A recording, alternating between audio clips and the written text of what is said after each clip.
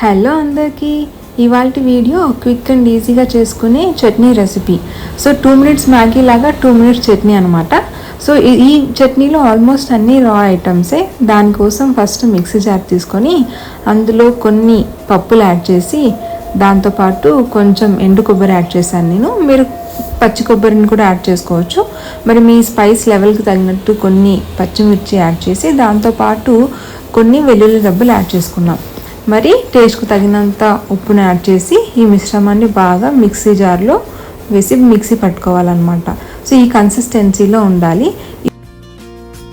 ఇప్పుడు ఈ చట్నీలో తిరువాత పెట్టుకోవడం కోసం ఒక చిన్న కడాయి తీసుకొని అందులో ఆయిల్ వేసి కొన్ని ఆవాలు జీలకర్ర యాడ్ చేసి, దాంతోపాటు కొన్ని మినపప్పు కొన్ని శనగపప్పు యాడ్ చేసి ఇవి బాగా వేగిన తర్వాత అందులోకి కొన్ని ఎండుమిర్చి దాంతోపాటు పచ్చి కరివేపాకు యాడ్ చేసుకోవాలి.